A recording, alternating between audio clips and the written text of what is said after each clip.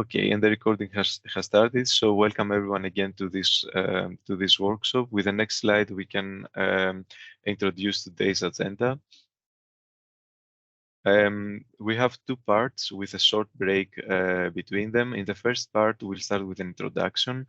There we have an introduction to the presentations today, but also we'll present some feedback from our last interaction with stakeholders, which was the public workshop and the call for evidence on the input data for ERA 2023. Patrick will navigate us through this part. Then Daniel from Acer will go through the focus of Acer on ERA 2023 and will give the views of Acer on the methodological elements.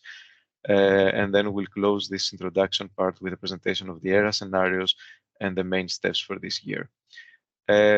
Following this short introduction, we'll move to the main part, which is the methodologies.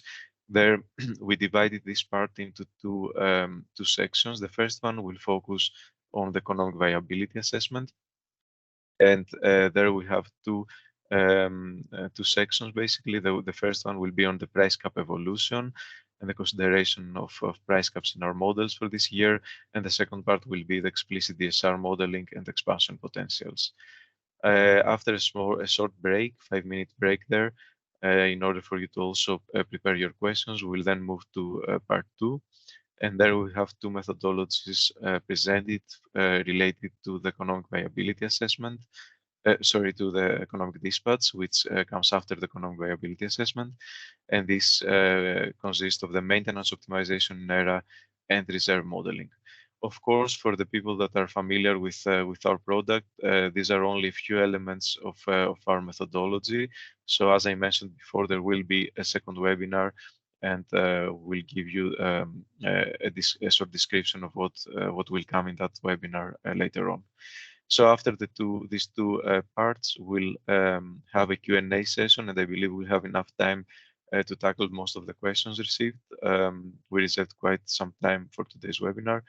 And after this Q&A session, we'll just conclude with the next steps of ERA 2023. That's it from my side on this introduction, and I think we can now move to the next slide and start actually with the presentation of Patrick, our steering group member, giving the introduction for ERA. So Patrick, the floor is yours. Thank you very much, Lazarus, and welcome to all of you from my side as well. My name is Patrick van der Rijt. I'm a member of the steering group ERA. Steering group consists of about 7 members who represent different European TSOs, and together are responsible for delivering the ERA product with the working group and with the professionals from the ENTSO-E Secretariat. Today, I will introduce you to what we have been doing recently on improvement on methods and on the progress we're making there, and also on the call for evidence that we have recently performed. And I'll give you an overview of the timeline, what you can expect for the delivery of this year's ERA. Can you give me the next slide, Lazarus, then? Thank you. Well, as you all know, ERA is the European Resource Adequacy Assessment. It's now in its 3rd year, and actually is the successor of previous products that ENTSO-E has been making in the past, like the MAF, the Midterm Adequacy Forecast. Difference being that a MAF was a voluntary product being made by ENTSO-E on its own initiative, whereas ERA is now legally mandated by the electricity regulation of the European Union. This means much more involvement from, for example, Acer, but also a much stronger basis for the national resource adequacy assessments being made in member states, because ERA is expected to serve as a sound basis for any national assessment being made. We are in a stepwise implementation. It began with ERA 21, and like I said, we're in the 3rd year now, and we're adding more and more improvements to this huge work. As it is state of the art, we have probabilistic analysis, which consumes very much of our computers.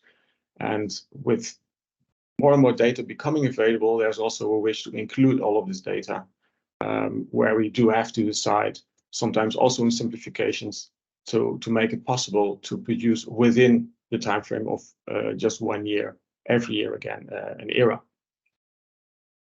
We are very hard working on implementation of flow-based market coupling and the EVA. At this moment, they are on top of our improvements.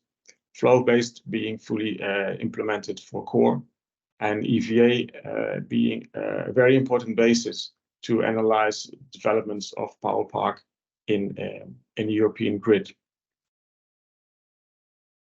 With ERA, we intend to make a sound support to both the European Commission, ACER, but also to national governments and member states and national regulators, together with responsible TSOs in the member states, to make an adequate forecast for assessment for the adequacy that we expect during the energy transition.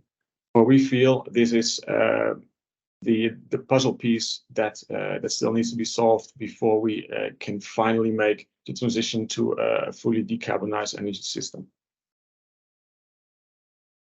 On the next slide, I'll introduce you to some of the main topics that we have been addressing. Firstly, the Fit for 55 target, which you are aware is a very important target for the European Commission, has been imposed on member states. For ENTSO-E, I'd like to remember that we are an umbrella organization from the TSOs in the member states. So we rely on the information that we receive bottom up. And there, of course, you sometimes see that it comes together, the desire from European Commission and expressed also by ACER, together with what comes from the member states and how far they have progressed with this target, and that being expressed in the latest data that we receive from the European TSOs. We feel that we have reached a very good picture of the 55% target, and that we're now really on track to be consistent with this target for the European area. Then on the 70% rule for interconnection. We have fully integrated the 70% rule in the flow-based area. That means that for all of our analysis that we do in the core region, the 70% rule applies. 70% of the interconnection capacity between member states is being made available to the market, and is analyzed in that way. For member states outside of the core region, we still have to use the NTC values, and NTC values are determined by the individual countries. So ENTSO-E cannot change. So we rely on the numbers that we receive there. Part of this will be addressed in another webinar that will be given in a few weeks. So accounting for network expansion is not part of what we will discuss today, but we will enter more deeply into that in the next webinar. And then consistency between the two models. I'll come back to that later on, but we use two different models. One for the market modeling of the adequacy, which is the probabilistic model I was talking about, and the other one being the EVA, which is a somewhat reduced model. Of course, we need to reach consistency between those two models because we first use the EVA as an input then for the overall adequacy modeling. But in EVA, we use a subset of, for example, the climate years. It would computationally be not possible to use all 30 climate years that we do use for the probabilistic calculation in the market modeling of the full adequacy. Also here, we've made great progress and doing good steps, and these will be explained also in the next webinar, where we go more into deep of this. methods that we have been developing. On the next slide, I'll talk you through the call for evidence that has recently been performed. Received participation of 6 stakeholders. It closed April 5th. And there were several drivers for the feedback that we received. It was on the demand data set, it was on the PEMDB, net transfer capacity, climate data, the internal connections, the connect lists, and fuel and carbon prices that we use for our analysis. Regarding the demand, we received national updates on demand data afterwards. So we have been able to improve the data set that we'll be using. So there was feedback on the data set, but I can tell you that it has been added, amended, and the final data set will be published in the upcoming weeks. But we are already using it for our modeling. Then for climate, we are using the PEMDB3 database, although we have a huge program with ENTSO-E to come to the PEMDB 4.0. And it's widely acknowledged that this is a very important climate database, not only for the electricity sector, but it's being used much broader by many scientists and researchers interested in climate developments. So the relevance of the PEMDB of ENTSO-E goes far beyond the electricity sector. For this era, we're still using the PEMDB 3 because the 4.0 has not yet been released. Then on NTCs, like I said, we are taking steps. But we're not able to solve this completely, and it will be addressed in the next webinar, how to reach consistency between two models, still using NTC values for the regions outside of core. And for the economic parameters, yes, it's true. We received feedback there as well on the values that we use. We have to make assumptions there, and we continue to use the assumptions as we made them, as we did not receive any better ones either. Here I must say ERAA is a yearly exercise, and as we proceed in time, every year, of course, the projections will become better. We're closer to the target years, and we have more knowledge on price developments, but of course, forecasting prices is very difficult and is a thing that is very dependent on the time when you make them. So we will stay with the assumptions that we have made, although we are very grateful for the feedback that we received in the call for evidence. I would now like to hand over to Daniel Ias from Acer, who will give information on 2 more slides, and then we'll be back with you.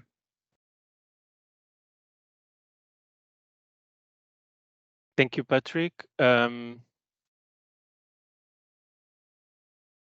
This is not yet my slide. Anyway, I'm sorry, Daniel. Oh, then indeed. Last was, I think I forgot to, right?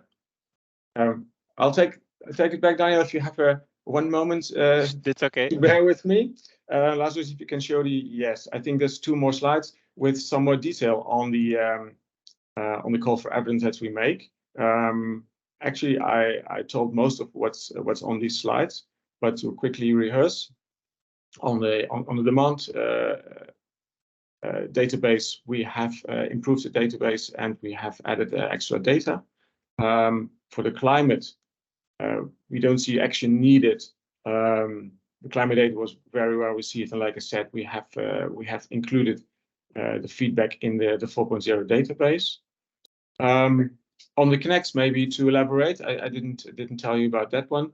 Attention points was the inconsistent approach of cross-border capacities in the 2 models, economic dispatch and the EVA, and missing information for Greece and Switzerland. The latter was the easiest, so we added this information for Greece and Switzerland, updated that. And we try to reach consistency in the models. As I said, more to that in the second webinar. And then there's one slide more. Yes, on renewables, some misalignment. We received feedback on mainly to do with project delays. We can include delays in projects when they are official. So if we do receive updated information on project commissioning, we have included them as far as these delays are official. Thermal capacities also some updates being received from 3 member states, and these have been included. We received them in time to be included in the data set. Economic parameters, difficult to diverge from the assumptions as we made them, because there is no better information on other values. So what other values then we should use? I think now indeed, Daniel, I can hand over to you. Thank you, Patrick.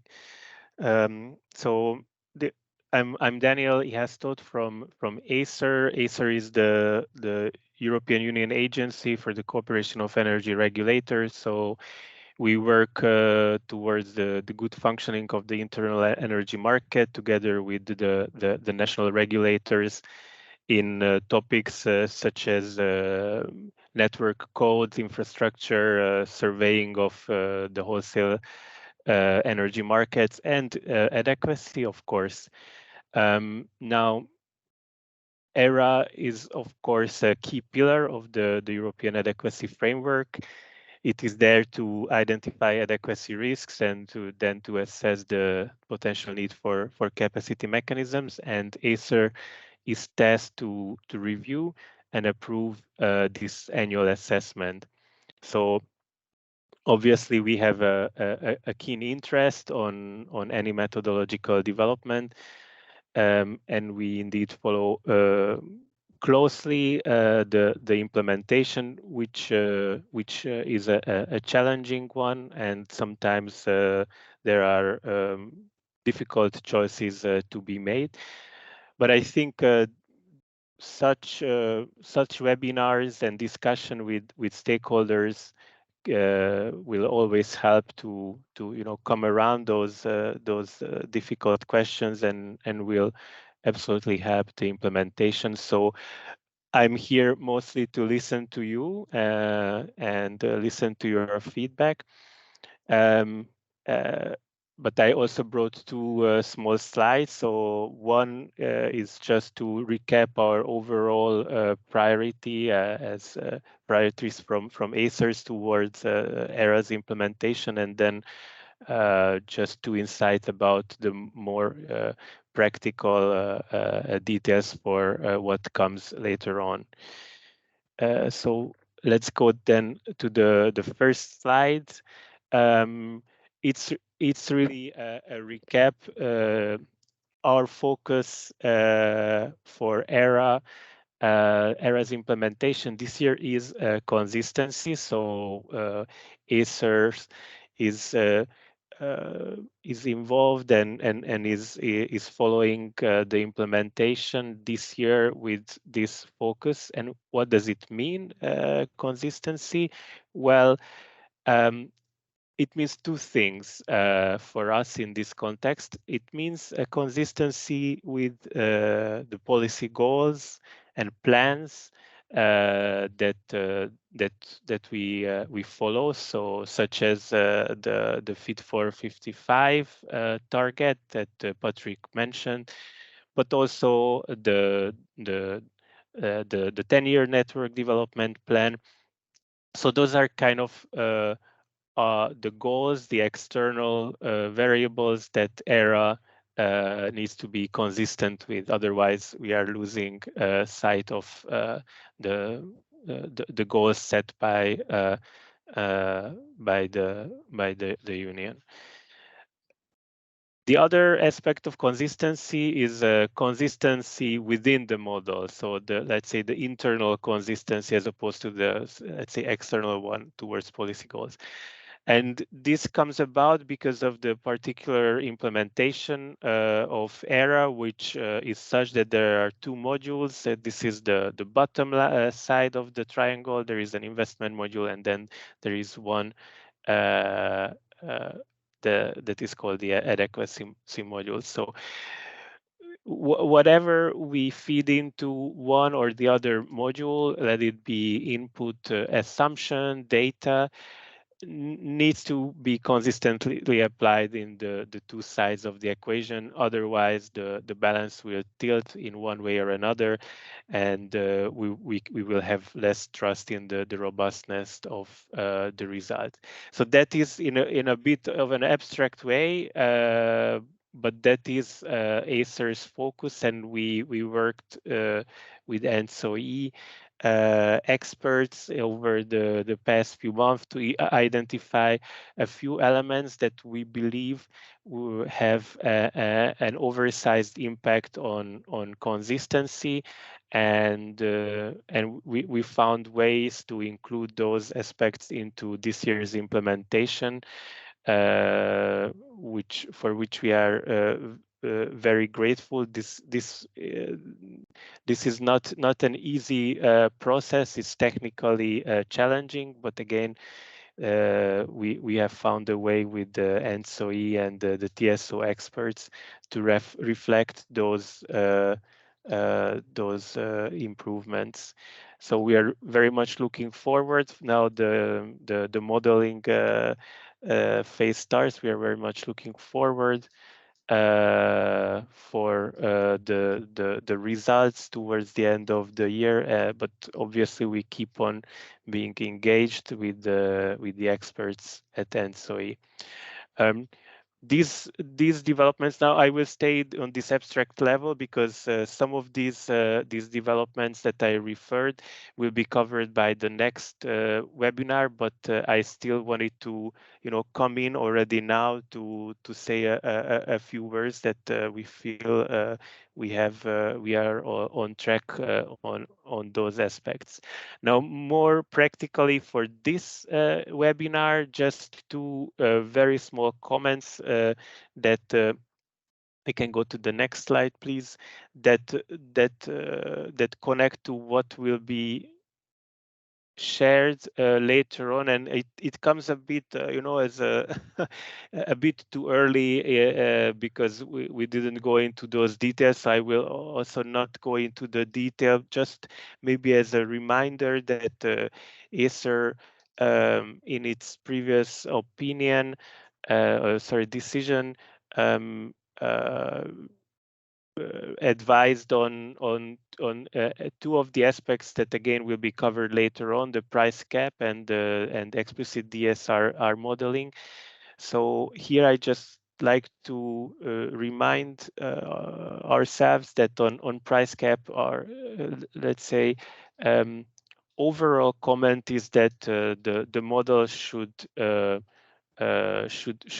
mimic the market and the existing rules on these markets, including the technical price limits that exist there, so that free price formation is modeled according to what would happen on the market. So the price caps needs to be set to the level where they are currently, as well as because there is a dynamic mechanism also built into this price cap. This should also be reflected. So the closer we get to how it is functioning, the better the results are. Now for DSR, explicit DSR modeling, my message is that we welcome very much the use of national studies, especially the studies on Vol and CONI that of course include then parameters for DSR. because if those studies are available, then that would ensure the maximum consistency with the adequacy assessment. So now I refer to Vol and Kony, but in any case, national studies are super useful because they reflect to the most possible the national specificities in this bottom-up data collection process, and hence the results will be, robustly applied to the national context. Now, if such studies are not available, of course, ENTSO-E is bridging that with the centralized approach, which is of course appropriate in those cases. I will just make one remark, a bit specific, but still something that we find important. DSR is a developing resource, where we may not have as much experience with in operation, but in modeling neither as for other resources. Nevertheless, it has a huge potential. We all agree in that, I think. So thus, the modeling of explicit DSR needs to be calibrated very well. And here, kind of the practical nuance. There are multiple, but I will just highlight this one. When we talk about existing DSR, so one that already exists at the time of modeling, and as opposed to new DSR that comes online in the investment model. Of course, there needs to be a difference between the two in the modeling approach. This is very important if we want to, benefit from the full potential of DSR that we foresee in the future. So two practical elements building on our previous decision, and this is not to preempt the discussion that comes, but maybe something to take with you and remember when colleagues will go deep dive into those two aspects. And as for the general focus that was covered in the first slide, again, the message that this here we progressed well with the TSO and ENTSO-E experts, and there will be more details shared on the next webinar. So with that, thank you, and looking forward for the rest of the webinar and your input. Thanks a lot, Daniel, for your intervention. I think it's very important to highlight also the interactions and exchanges of the past weeks and months with Acer, which, as you said, you will lead to more. I mean, we'll have more details in the next workshop, in fact. And thanks also, Patrick, for the introduction and navigating us through the call for evidence. I would like to mention here regarding the call for evidence that we will be publishing the post-consultation dataset very soon. Hopefully before the next webinar, this will be online, and people can see the changes that took place between March and now, and this would lead actually to the dataset to be used in our models. I'm looking at the same time on the Slido to see if there are any questions. I don't see any questions yet. I see people connected, so I guess it's that the platform at least is fine. But since I don't see any questions, I would say that we can move on with the rest of the presentation. And if there are more questions, if there are any questions for Daniel or Patrick for this part of the webinar, we can come back to it towards the end of this webinar. So thank you again. And then I think we continue with Patrick on a short introduction of the technical part by presenting their scenarios and the main steps of the process. Patrick, please. Yeah, Rasmus, thank you again. Thank you also to Daniel for explaining the importance of the economic parameters, like the vol and the Kone, who are really at the basis of the analysis. And there's still a lot of uncertainty around the level of these parameters for many of the European countries. And also thank you for your consistent support as ACER for the further development of this methodology that we feel is really the basis of ERAA and the consistency between the models. So thank you for your support. I'll elaborate a little bit more on this on the next slide. The ambition of ERAA really is to include an economic viability assessment, and this is different from adequacy assessments made in the past.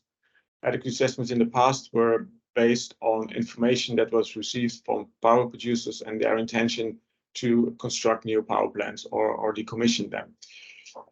This is no longer enough, as even power producers don't know what they will be doing in 5 years' time. And that's why we have developed the economic viability assessment, where we, with the model, try to elaborate the need for new constructions of power plants and maybe also for decommissioning during the upcoming years and the years covered by the report. Of course, this is extremely difficult because ENTSO is not the company doing these investments. So this is really investment decisions being taken by the market, by market parties, and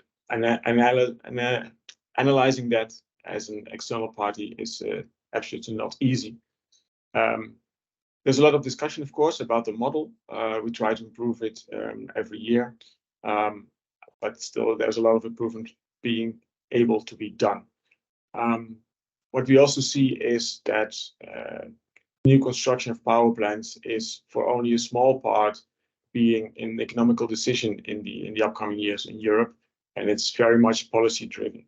So most of the power plants are commissioned or decommissioned based on policies, and only a small part actually is market driven.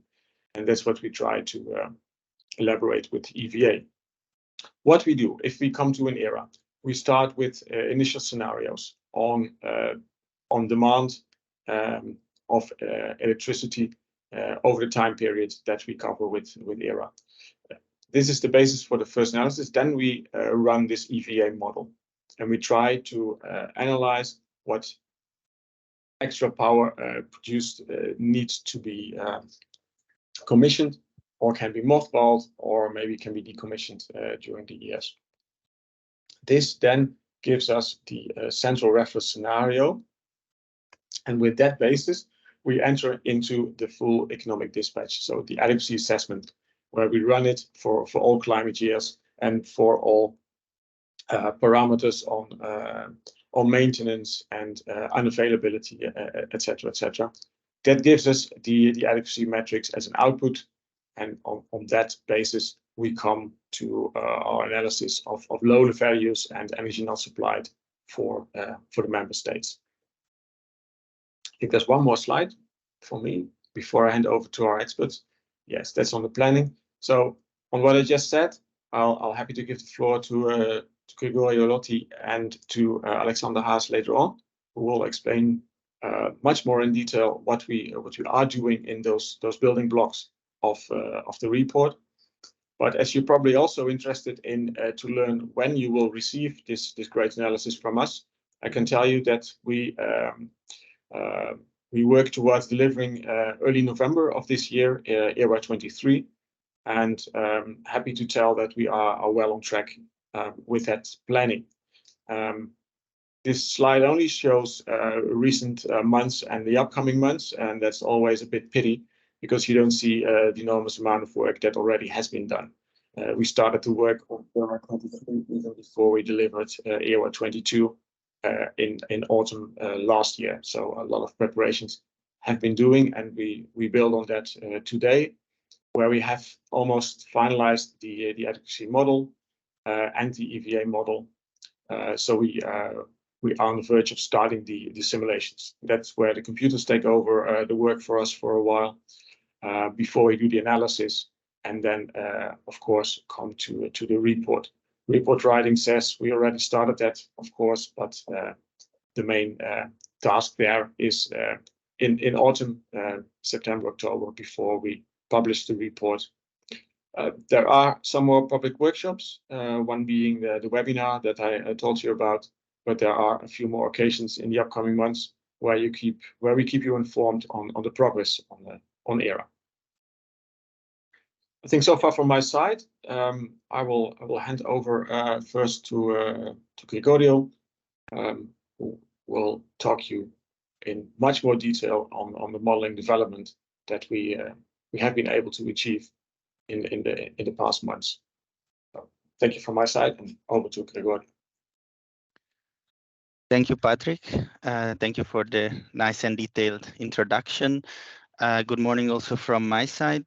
I'm Gregorio Iotti, since a few years already working for APG, the Austrian TSO, and also intensively supporting the team, the market study team at ENTSO-E, initially with the MAF, now with ERA, on very different topics, specifically for modeling and methodological developments. And currently I'm focusing also pretty much on the interaction and the discussion with Acer colleagues on several topics, including the EVA, which I am leading as a subgroup, and also curtailment sharing and other topics. So I will start, maybe if we move to the next slide. So I will start from where Patrick left, basically the high-level overview, and he gave a already quite a detailed overview on how basically the data and the whole process or framework of ERA is structured. From my side, I will give you some more details in each and every macro blocks, let's say, so that I hope it can help, especially the audience that is maybe not yet familiar with ERA as a product, or at least not familiar with the key elements here. To give some more context, also could be interesting for you to see, for example, how the input data are used for what modules and what is the flow of data and results, and so on. So next animation, please. So if we start with the initial scenarios, basically the data collected from the TSOs. If you recall, I also presented in March in our previous webinar on input data, how basically the aggregated figures of each and every of these elements, mainly focusing on generation capacities. So Patrick also mentioned in his introduction that there are different sets of databases that we use, and that are, of course, not only used for ERA, but for many other assessments and studies also around Europe. The key elements are, again, I will not go into details, I will just repeat them. So the Pan-European Market Modeling Database, which includes the net generation capacities. We have data for market coupling. So for instance, in the core region, we collect the CNEX, so the contingency and critical network elements and contingency that we will use to compute the flow-based domains for the core region, for example. But we also have net transfer capacities on cross-border capacities for the other bidding zones.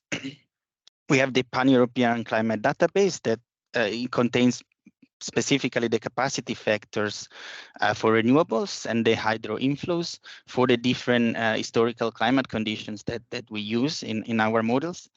And as Patrick mentioned, there will be, of course, a future release, which will definitely include more detailed assessment on the potential impact of climate change and other elements that will come in the future editions of ERA as well.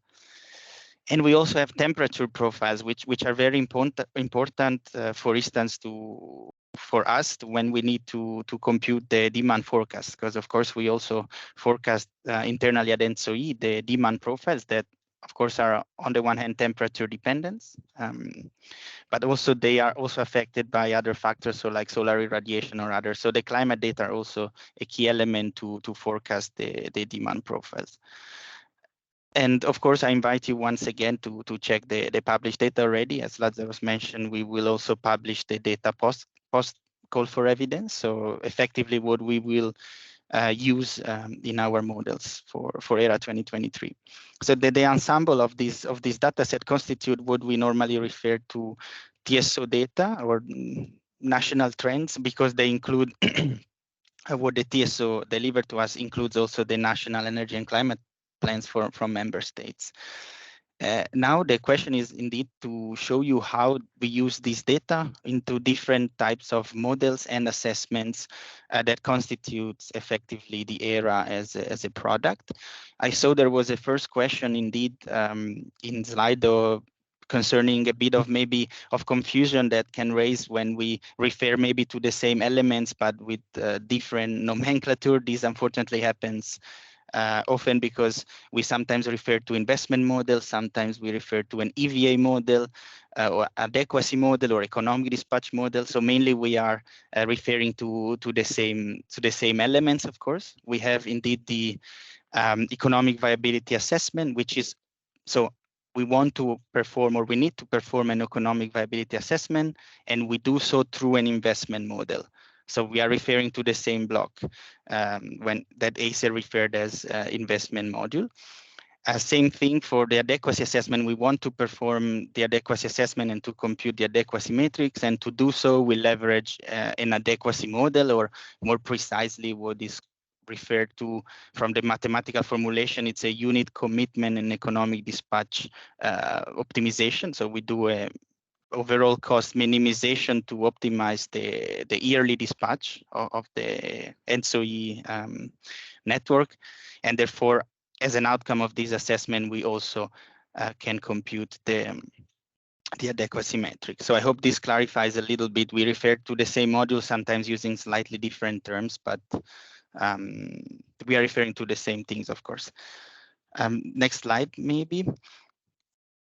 So a bit more in details about the economic viability assessment. As Patrick mentioned, and I will give some more details in the next slides, the main purpose is to assess the likelihood of basically entry-exit decisions of capacity that are market-based, and also to assess the impact of the different type of uncertainties that we have both on the climate side, but also in terms of demand and so on, how these uncertainties may affect also the portfolio of generation assets that we have in our system.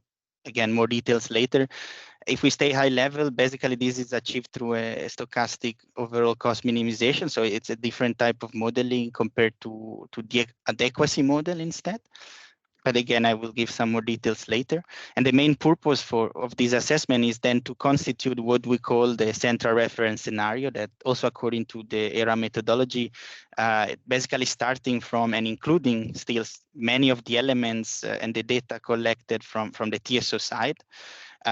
This scenario, these data are refined with the results of the economic viability assessment. So we will have some capacity leaving the market, some capacity entering the market, and so on.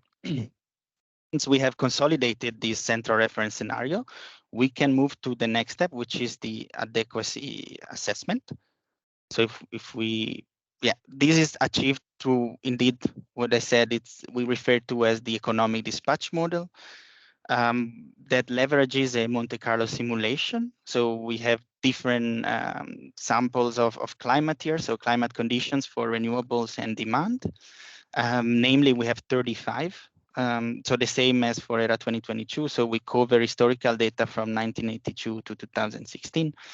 And on top of that, we also add a certain number of random outage patterns, so unplanned outage patterns for generation assets, and also for cross-border interconnectors.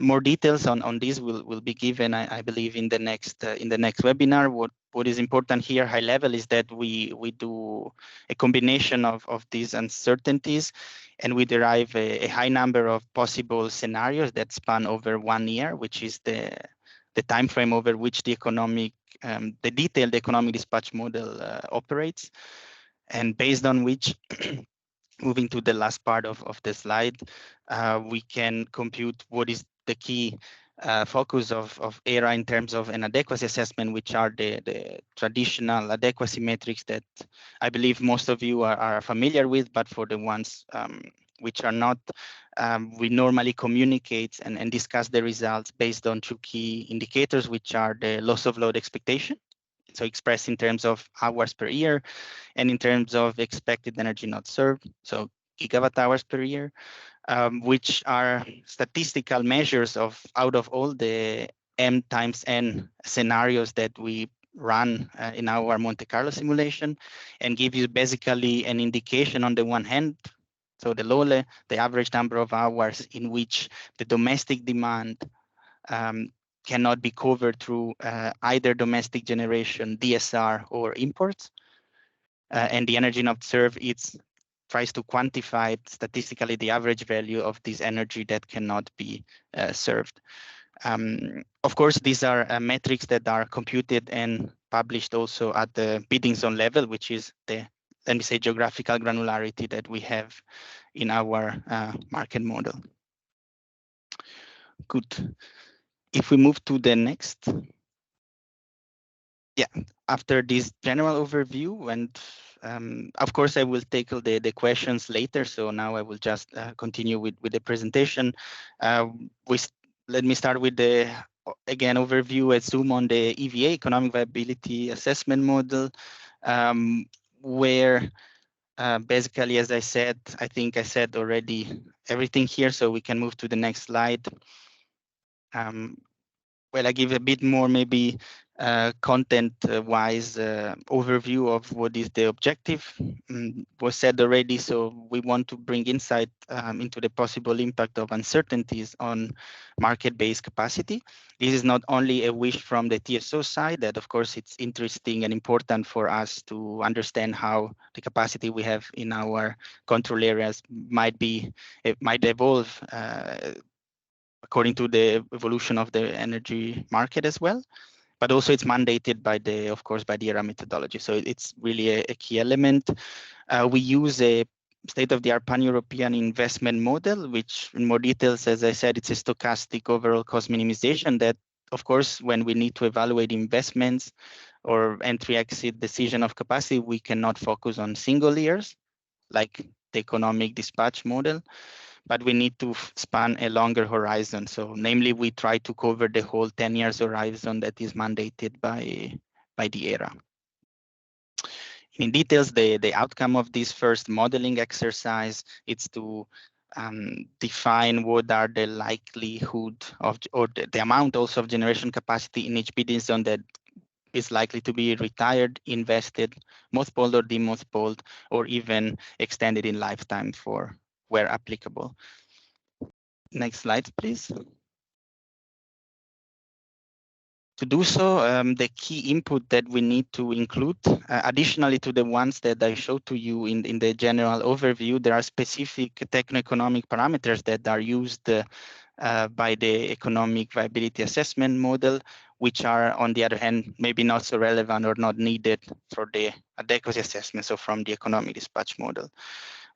Namely, these are the CapEx, the weighted average cost of capital, the risk premium, fixed and variable operation and maintenance cost, commodity prices, expansion potentials for the specific technologies, and also market price caps. So today I will, of course, discuss later in more details about how we model, how we try to estimate the evolution of price caps in the market. Whereas for more details in general on the economic viability assessments methodology, I invite you to refer to the ERAA 2022 publication, in particular in Annex 2, we give more details on that. What are the technologies that are subject to EVA? Of course, we need to distinguish between what technologies are mainly market-driven and what technologies are mainly policy-driven. We kept the same logic as last year. So all thermal generators, with some exceptions, but generally speaking, they can be retired if the market, if they're not viable on the market. Whereas for renewables, nuclear, and also hydrogen, these are treated as policy technologies, meaning that we take the targets for the specific member states and also, for instance, according to the Fit for 55 targets. And in terms of new investment candidates, we allow only new efficient gas units, grid scale batteries, and explicit DSR to be additionally invested by the investment module. Some key elements of the complexity that also explain why, unfortunately, it's so complicated and difficult to keep the investment model and the EVA model consistent on 100%. Because the investment model, given its nature, which is a multi-year model, we need to use a stochastic approach because we need to find out what is the best possible portfolio of units that would fit all the possible condition in terms of climate, in terms of all the other variables. Therefore, to reduce and keep the complexity manageable, we need to select a subset of these climate years or climate condition that we use, and we have other simplification in place, including also simplification on the cross-border market coupling, and more details on this and how we also, following the discussion with Acer, we came to a way forward for this year will be given in the next webinar, since we were discussing literally until a few weeks ago. So the next webinar, we will have the time to consolidate and show to you all the details on many of these elements. And to conclude on this general introduction, once again, the key results will be the capacity that stays, leave, or enter the market. It will be given, of course, at the regional level, or more precisely at the bidding zone level. And it will constitute, on top of the TSO data, will constitute the central reference scenario that will be fed into the adequacy model, which if we go to the next slides, and one more, because this is clear, I think. The key element of the economic dispatch model, I think you're all familiar with this picture that it's pretty much loved in the adequacy team at ENTSO-E, because it gives really a good overview of all the elements that we need to include in our adequacy assessment in the adequacy model, precisely, where we try to evaluate how adequate is the electricity system, which means what is the capability of the system to fulfill the required demand every hour of the year, given all the possible climate condition and uncertainties. And we have, on the one hand, of course, all the generation resources. But on the other hand, we have, of course, the demand and also the DSR, which is also another point of focus for today. So this said, I would move then more in details to some of the elements that Lazzaro showed in the agenda for today, which are the price cap evolution and then how we model explicit DSR also. And then I will leave the floor to Alexander and Noel to give their insight on some other elements that are more related to the adequacy model. Whereas now the price cap, as you will see, if we move to the next slide, it's rather a key element that plays an important role in the investment model, so in the EVA. What is the price cap? The price cap, of course, are harmonized and regulated in the electricity market in Europe. And they define basically the minimum and maximum prices at which the electricity can be traded on these markets. Specific ACER regulations applies to define what are these price caps and also what type of events or what are the rules that would trigger a change of these values. Why is it particularly relevant for the EVA? Because in the EVA, of course, the price cap also reflects the maximum price at which the generation capacity can be remunerated for the energy for the electricity they provide, especially during hours of scarcity, and of course can affect and does affect the decisions on keeping the capacity inside or outside of the market and investing in new capacity, because of course it directly affects also the level of the price spikes that we see in the model. This was a first point also mentioned by Daniel from Acer. Similarly to last year, we decided to still focus only on the day-ahead maximum price cap and to estimate its evolution over the next 10 years horizon, which is the framework on which we focus in the ERAA. We acknowledge the let me say the requirements and the points from Acer side that also the intraday market price cap would play an important role. However, due to complexity reason and also due to the fact that from our point of view, still, of course, the day ahead price is the key element, as most of the physical energy is traded on the day ahead market. We believe it's a reasonable simplification for the time being to focus on the day ahead market price cap. Whereas in the future, I'm sure we will keep discussing also with Acer how to possibly improve our methodology in these regards. Next slide, please. Very important, the key change compared to last year methodology, it's the update of basically the market regulations. There was earlier this year Acer decisions on the review of the harmonized maximum and minimum clearing prices methodology. I reported here from the Acer decision the key elements for the day ahead market. The main changes you can see on screen are that basically the triggering a new price cap increase will be needed to reach on the market at least 70% of the current price limits. Previously, it was 60%, and the trigger condition also needs to be happening in 2 market units, at least 2 days in a rolling, let me say, rolling frame of 30 days. Whereas previously it was one single price cap was sufficient. We have still a transition period that now it's 28 days. And the increased steps was halved to 500 euro per megawatt hours. Previously it was 1,000 euro.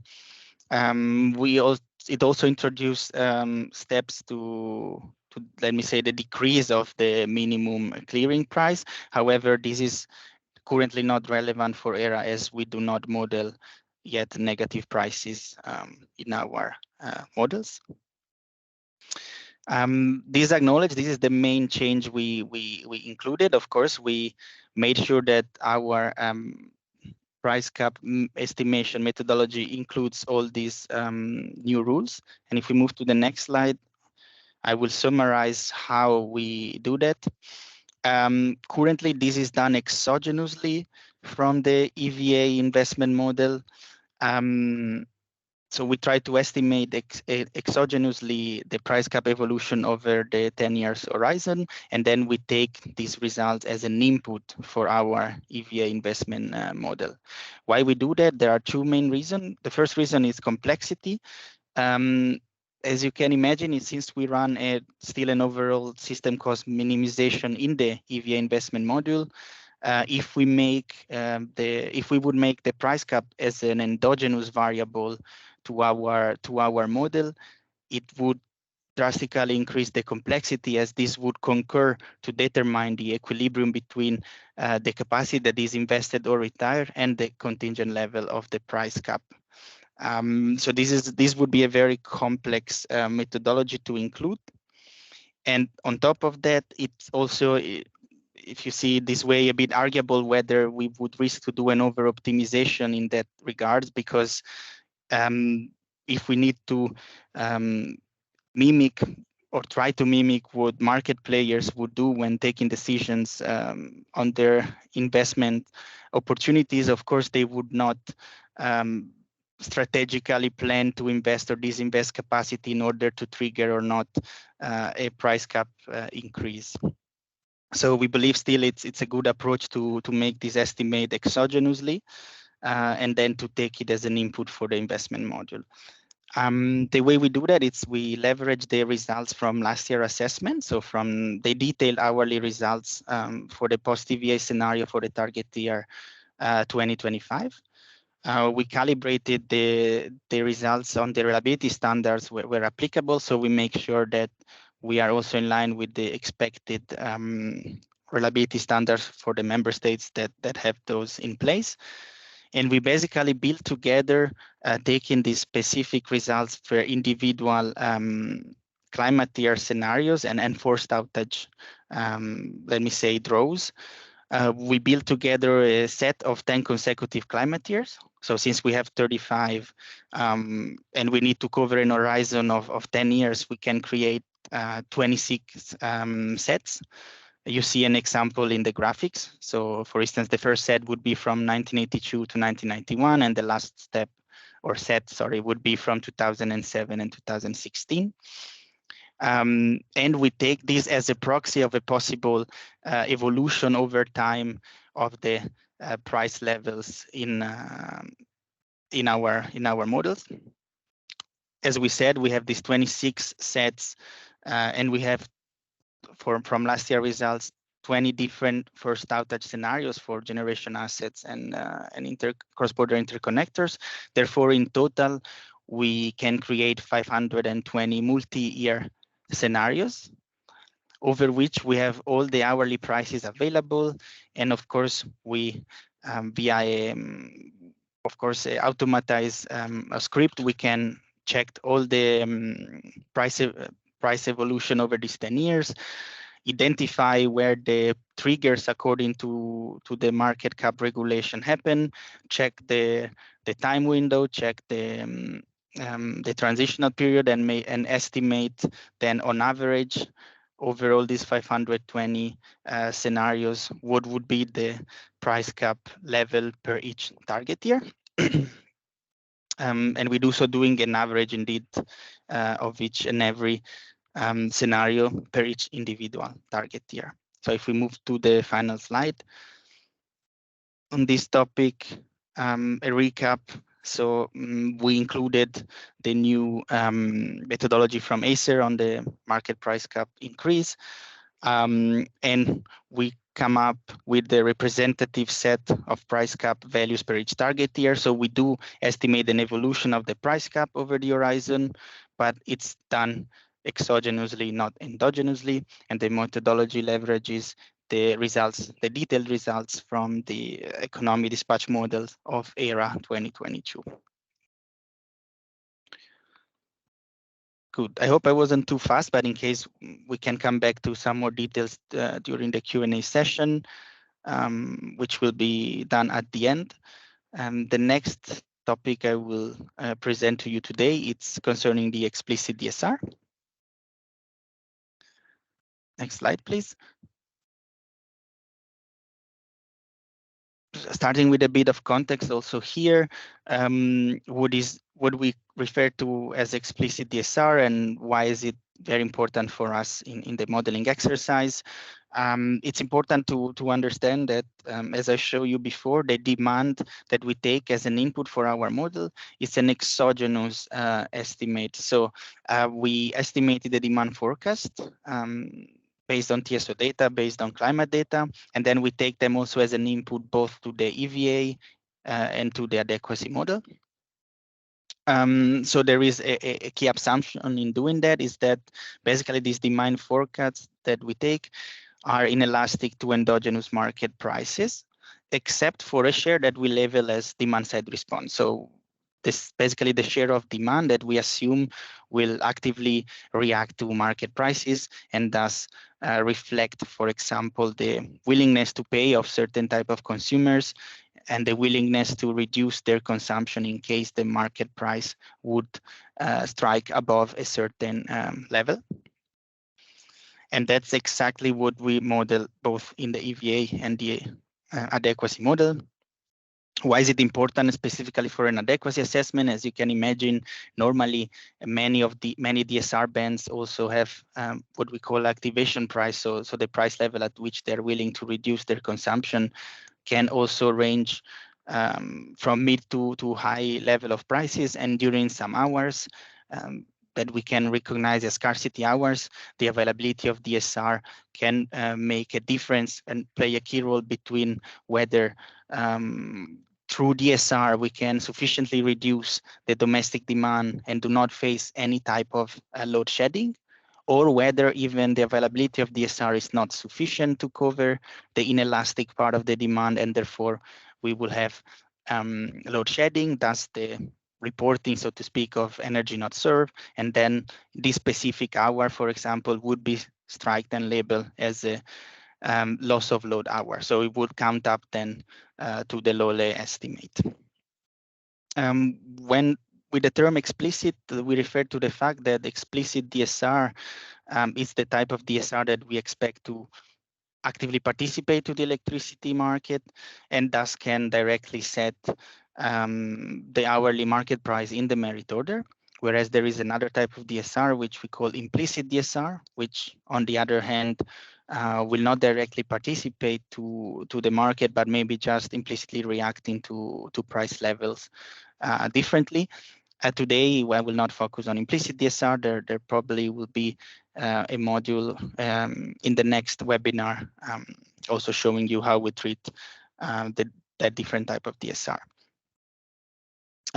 Also, of course, if we now stay on the EVA focus, of course, explicit DSR, it's particularly important here also because since, as I mentioned before, we also per each and every bidding zone try to estimate what is also the DSR that would be possible to invest additionally, so what we call the explicit DSR potential. Of course, effectively, explicit DSR can act as a competitor towards peaking units, and also, of course, can have an important role on how the EVA model sees the different spice spikes, their frequency, and their magnitude. Good. Next slide, please. Very simply, we model explicit DSR through a multi-band generator. So it basically behaves like a traditional thermal generator, but it is allocated with the specific type of constraints, which are the price bands. So the activation price, the price level at which such a DSR would be willing to reduce their consumption. And also, of course, we have the capacity that would be available in each bidding zone, and also the number of hours, maximum number of hours per operation, because different DSR types have normally different type of hours during which they can be operated during the day. I will try also to stay a bit shorter because I think I'm taking a bit too much time. So I will go to the next slide already, which is maybe the most important part, which is how we calculate the additional DSR that is available to the EVA model. Because on the one hand, we have the TSO estimates for DSR that they can foresee according also to national targets, how much capacity they expect to be in the market.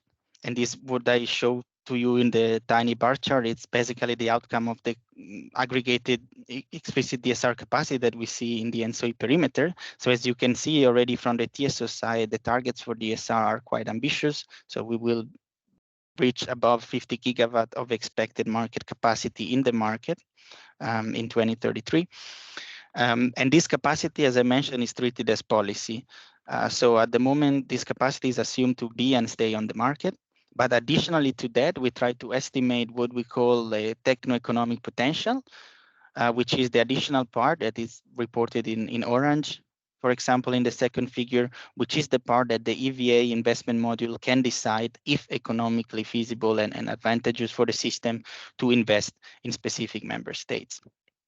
To do that, as source data, we take primarily the data available in Volcone study, which, however, do not cover the whole perimeter. So as a second hierarchy of data, let's say, where available, we take national study of specific TSOs or NRAs. And if also these data are not available, we use our centralized approach that, despite being simplified, allow us to estimate some numbers for additional DSR potential for some member states. The next slide, I will give overview of this source of data. So as you see, we have only a few countries that have an official CONEVOL study published, from which we take the data where available. We have a good number of member states that do have national study that also estimate DSR potential that we can use. And for the remaining one that are in green, we need to leverage the centralized approach. We still have a few countries that are ENTSO-E members, or even member states that for which we do not have a specific data, but also we cannot apply the centralized approach. And I will explain you why in the next slide, which is that our centralized approach basically leverages historical electricity consumption per industrial sector to estimate how much capacity would be technically available to be exploited as DSR. And we leverage Eurostat data for that. And of course, if we have countries for which this data is not available, at the moment, we were not able to estimate any DSR potential via this centralized approach. Very quickly here, the approach is the same as last year. So I again invite you to check some more details in the Annex 2 from ERA 2022. But yeah, we start from the historical consumption per sector. We assume base load operation. So this is the first level of simplification. Based on that, we assume that 35% of this base load per sector would be available technically to be exploited as DSR. This is the second order of assumption and simplification we make.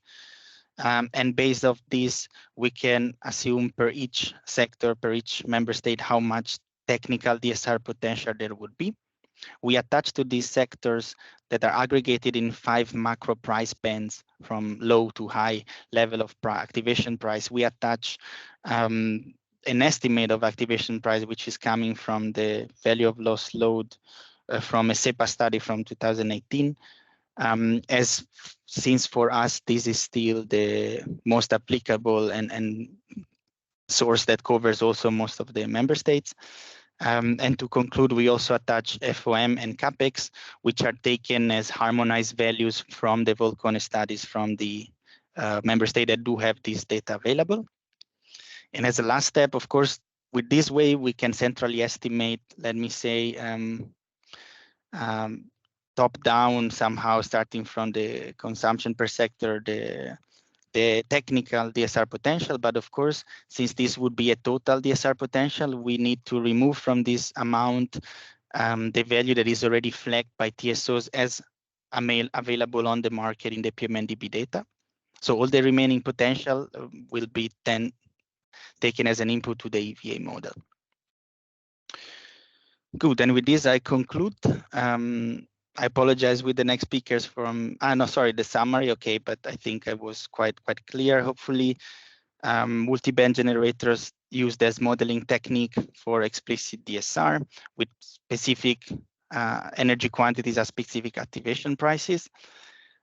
The DSR capacity that is flagged in the PMNDB is treated as policy, but all the additional capacity that can come from this hierarchically, these 3 types of sources will be added to the EVA model as additional investment candidates. And finally, of course, the centralized approach, it's the same for ERA 2022. However, and a thing that maybe I forgot to mention, we updated the historical data for electricity consumption, and we took the data from 2021, since we are back to pre-COVID levels. So we could move forward to 2019 data and now take 2021. We didn't take 2022 because the data were still incomplete, so several member states were not available. That's really all from my side. Thank you again. I will answer to your questions later. And I think it's now, I don't know if Noel or Alex Lazarus.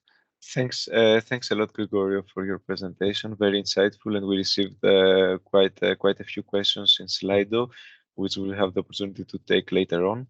For now, I think we can have a 5-minute break before we move to the presentations on maintenance optimization and reserve modeling.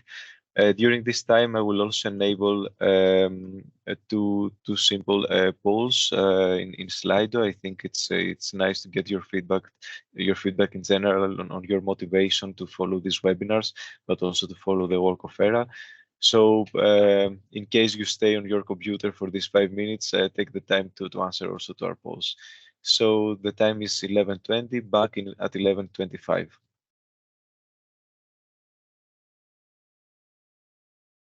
Hello everyone. So back from the short break. I've seen also the answers to the polls. We're asking the question of what is the most important methodological element of ERAA. There, we haven't received many answers, but it seems that climate database is high in the priorities of stakeholders, at least the participants of this this webinar. And then, of course, the different elements of the EVA. I see now stochastic EVA goes actually up. And reserve modeling seems also to be important. Regarding the use of ERAA, it seems that most of the people connected at least to the webinar are interested for policy decisions, and this is something that it's also expected. So please continue voting, and we'll gather these results after the webinar. So I think we should not lose more time. We have interesting presentations coming in the next part. And also we should ensure that we have enough time for questions. So with that, I will give the floor to Alexander Haas from our market study team and also from APG. Alexander, the floor is yours. Thank you, Lazarus, and good morning also from my side. I'm Alexander Haas. I work as Gregorio in the team system development here at the Austrian TSO APG. And in the ERAA, I'm involved across all modeling tasks from the adequacy part, the EVA part, but also low-based market coupling. And I will briefly introduce today the maintenance optimization part of the ERAA study. So if we go to the next slide. First of all, why do we do maintenance optimization? Of course, to reflect reality, because power plants are not available 24 hours, 7 days a week, but rather are subject to unavailabilities. And we can categorize these unavailabilities into two categories, mainly unforeseen outages or forced outages, which typically account to 2 to 5 weeks per year, and which are endogenously a part of the Monte Carlo sampling in the model.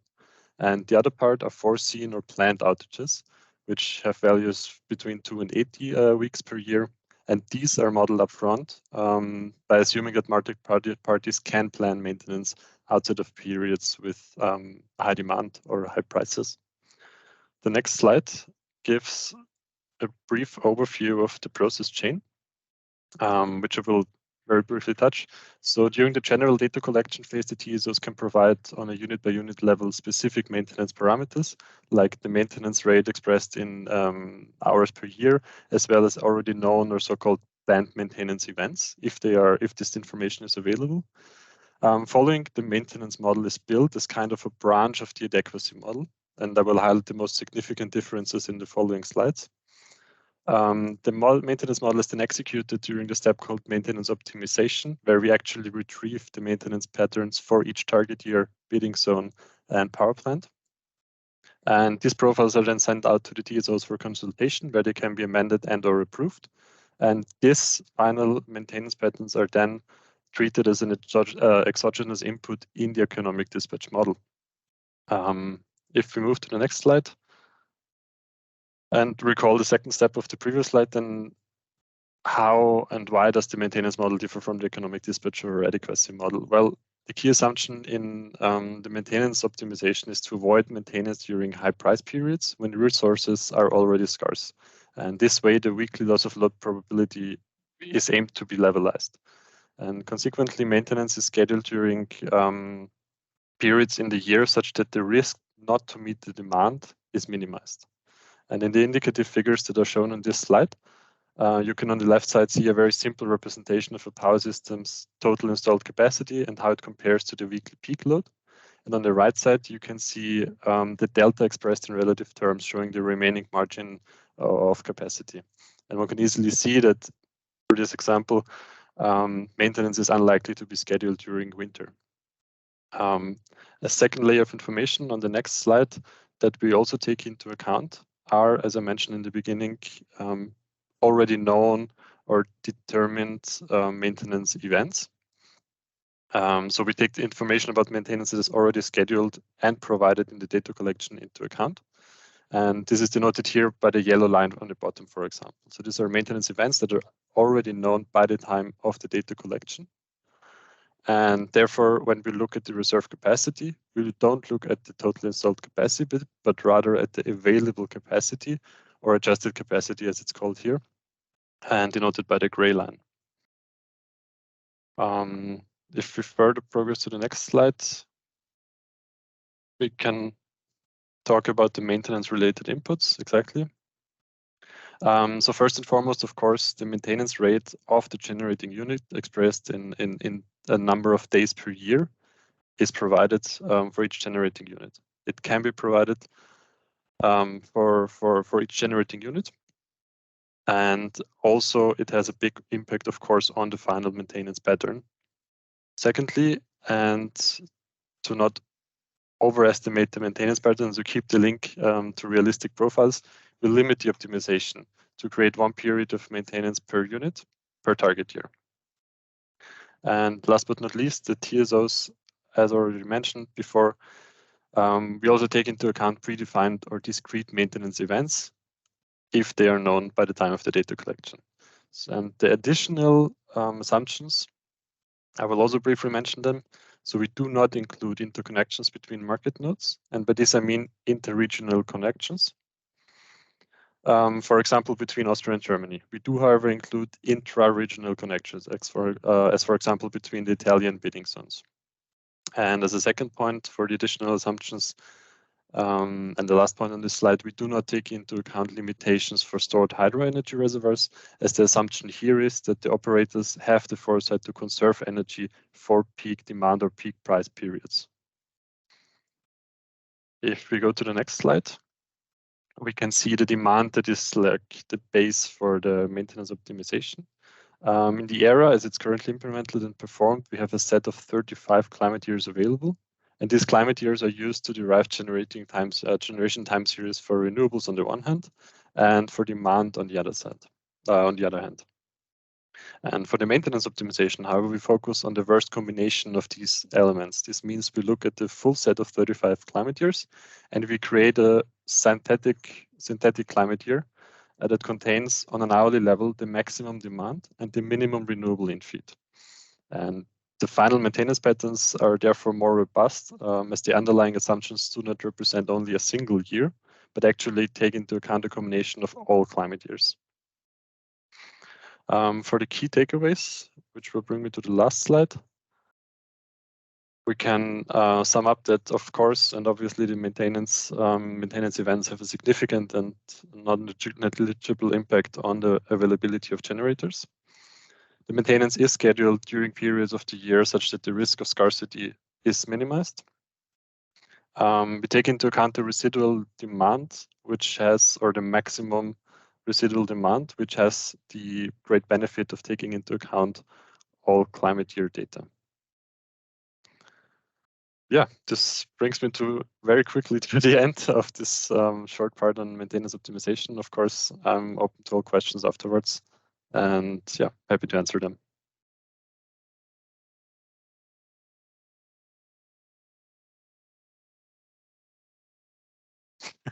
Thanks. I hope you can hear me. Thanks a lot, Alex, for the insights. We can take any questions on maintenance later on. I think it was quite clear already. And with this, I think we can move to our colleague Noel with a presentation of reserve modeling. Noel, the floor is yours. Hello, thank you, Lazarus. So I am Noel Anachenda. I'm from the ERAA TSO in Ireland, and I've been supporting ERAA and previously MAF for many years. Thanks again for your interest this morning in ERAA. The ERAA, as you can appreciate, is a very huge task with data gathering, modelling and analysis. And you've heard already some of the details of what we do.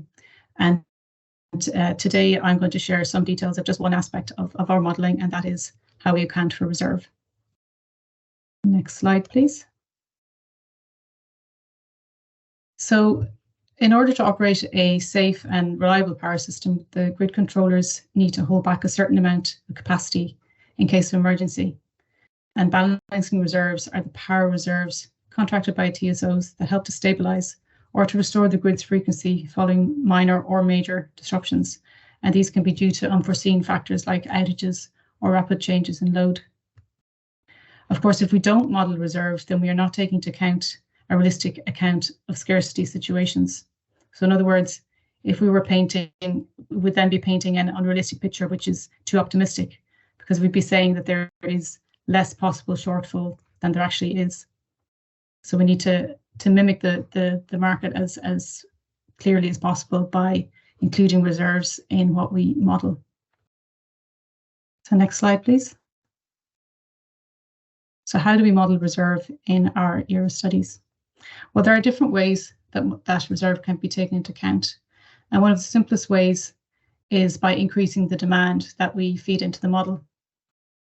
But however, this distorts the pricing, and it results in, even though we have used it in previous ERA studies, it distorts the pricing. And it didn't really matter previously in a few years ago when we were only really looking at adequacy in previous MAF studies. But now that we also take into account the economic viability of capacity, the EVA analysis, among other things, it's important to keep the pricing at a realistic level. So we stopped using this methodology a couple of years ago for the ERA 2022, and we continue with this choice with ERA 2023. So now there's at least up to 4 different choices of how we model reserve. So the first one is by derating hydro generation units by a set megawatt amount for every hour of the year. Alternatively, we can derate thermal generation units by a set megawatt amount for every hour of the year. Or we can assign some of the capacity of battery or demand side to cover reserve. And then finally, there's a more dynamic way of modeling reserve by assigning certain thermal units the ability to provide part of their capacity as reserve, and then dynamically choose the optimal units in any hour to provide the reserve. And we give the choice to the different market nodes. They can choose one or more of these options 1 to 4 when we're gathering our data for the ERA. So next slide, please. So I'd like to show you just some detail of what happens then when we use thermal units in this instance to provide reserve. So you can see here there's a merit order graph with the quantity of energy available in each category along the x-axis and the corresponding price on the y-axis. And in this example, the colored units are generating. So you can see the RES, which is the renewable energy sources, the nuclear, the lignite, and the coal. They're all generating up to this level of generation to meet the actual demand in this particular hour. And the price for these generation units is indicated there on the y-axis. You can see the actual market price for this hour, which is the price of coal, the most expensive unit generating at this time. And further units that are more expensive are held in reserve. Now, if in contrary, we had actually modeled the reserve by increasing the demand, then we would artificially increase the price. But we avoid this, and thus mimicking the market and achieving appropriate price signals. So my last slide is going to show some key takeaways about the benefits of this reserve methodology.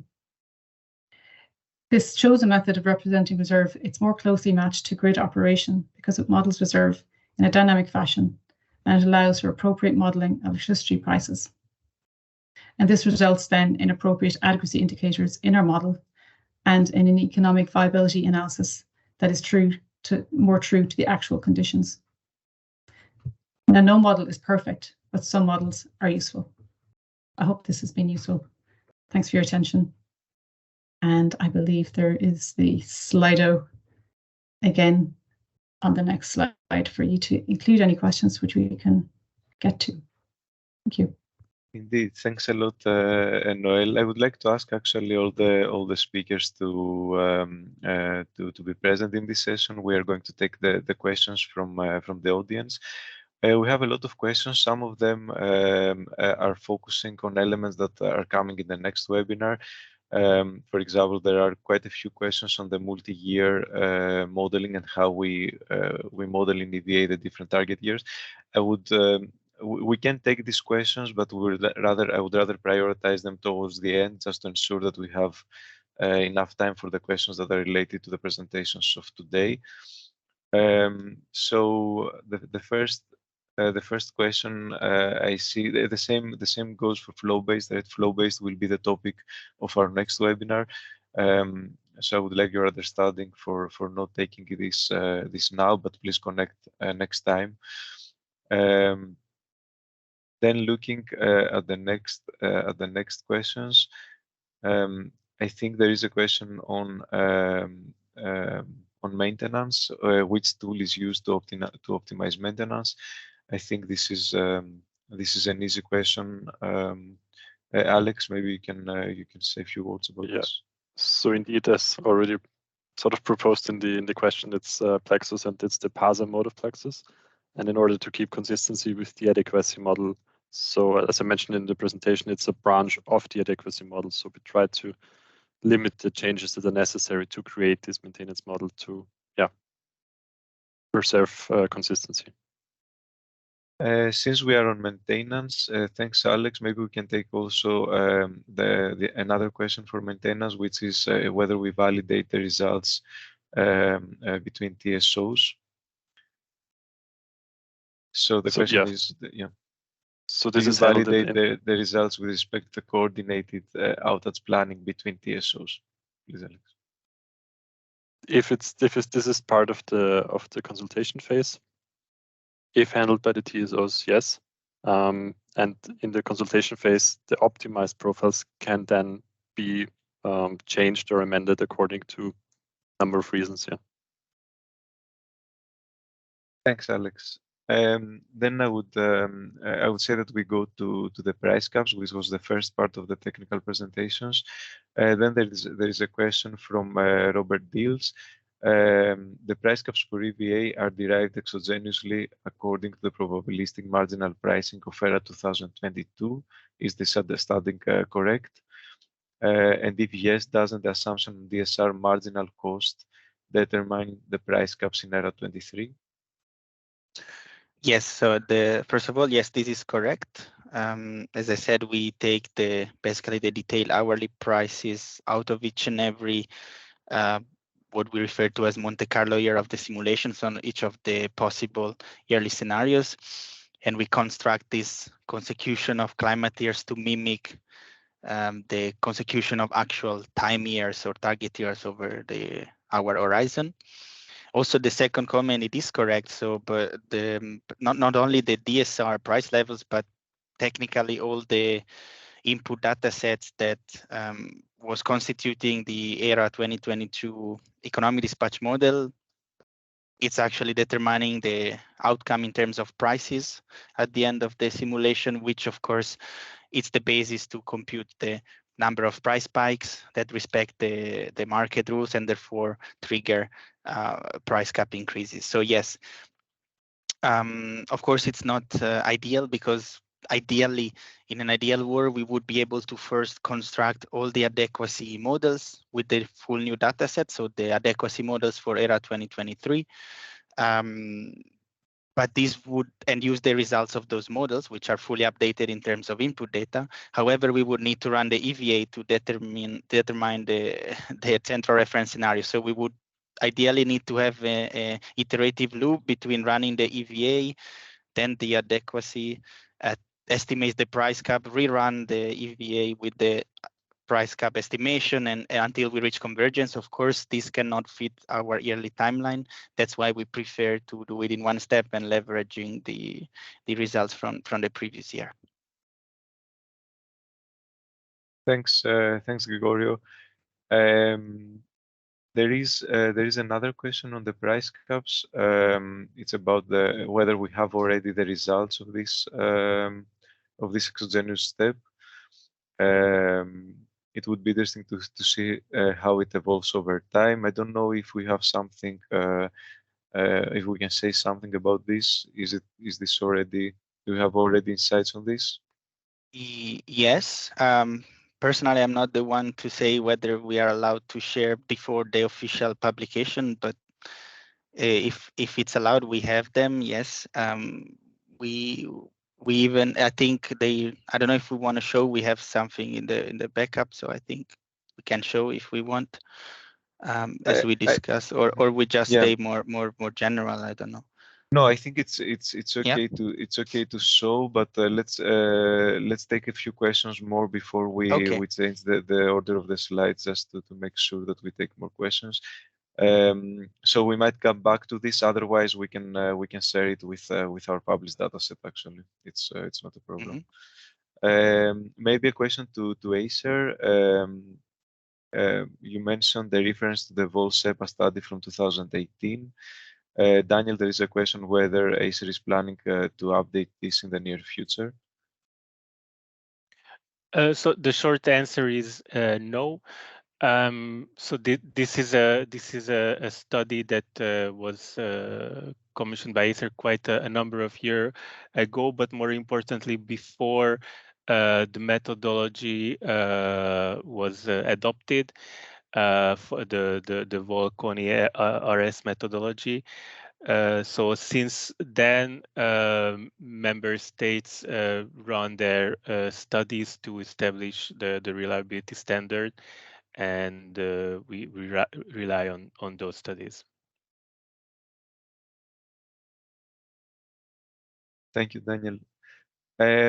We can take a question on the reserves. The question is whether the reserve modeling is implemented consistently between the EVA and the AD. That's a question from Robert. Noel, can we answer that? Well, the EVA model takes into account particular deratings of and aggregations of units, so I would prefer if Gregorio were to answer that. Yes, Thanks. yes. I mean, it is the methodology. It's the same. It is represented. So, in a short statement, yes, it's implemented consistently. Of course, as Noel said, the model looks slightly different in the EVA. We have units that are aggregated to reduce the complexity. Or, for instance, certain amount of units are aggregated based on the specific technology types, efficiency, and other parameters.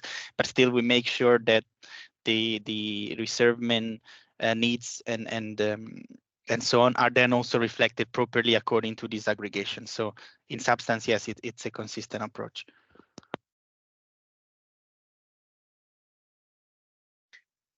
Another question on reserves is whether we make a difference between long-term reserves and short-term reserves at the adequacy stage, and how the short-term reserves requirement impacts the LOLE and DNS results. Well, the time resolution of our model is 1 hour. So in effect, it doesn't make a difference for the very short-term primary operation reserve, which might be triggered on a 10-second or 20-second basis, whatever it is in particular countries. So and they are hard constraints, so they have to be respected at every hour. And then, do the short-term reserve requirements impact the LOLE?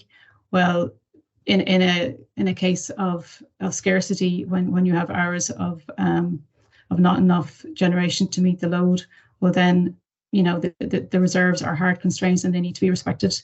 The hydro generation that has been derated, for instance, that is not possible to increase just to meet an hour of scarcity. So by implementing the reserves, we are in effect at times of scarcity making those scarcity situations that little bit worse, because reserve is still respected, which is the operational code for the TSOs. Thank you.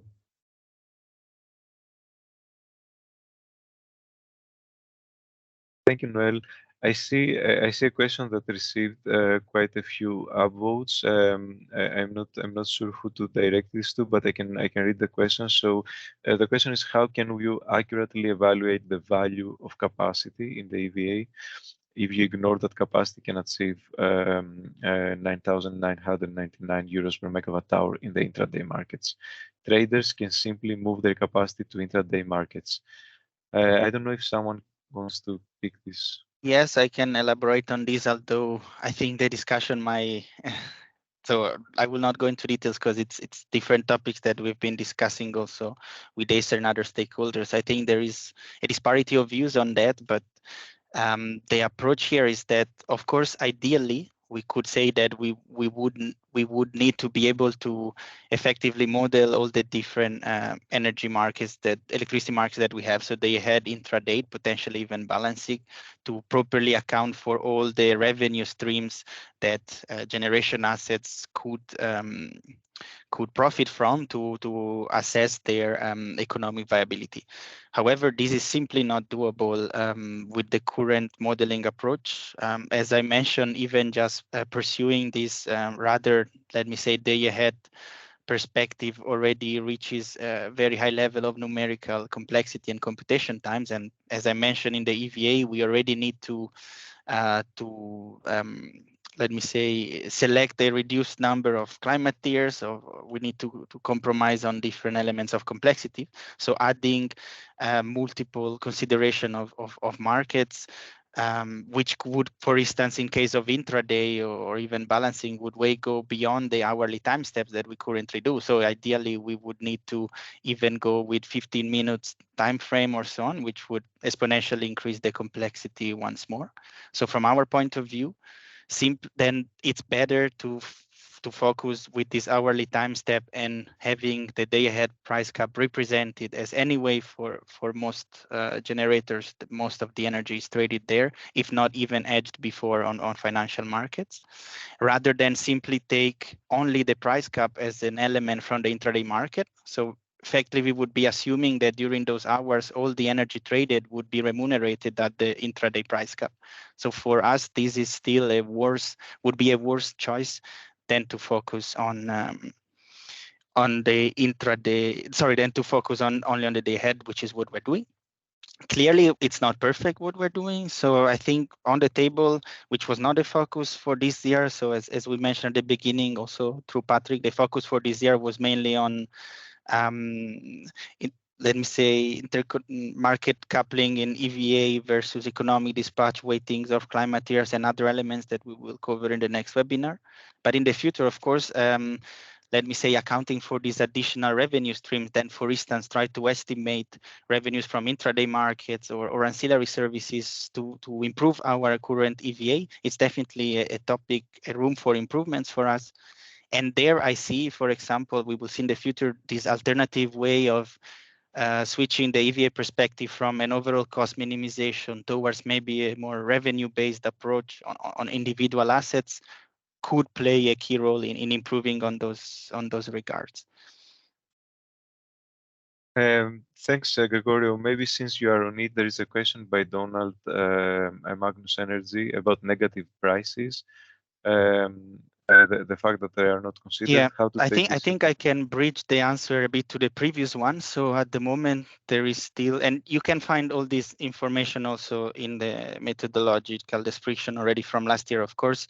You can check. So one of the key assumptions that we have in ERAA in general for our modeling exercises, so both EVA and economic dispatch, is that we assume perfect foresight of the generation capacity.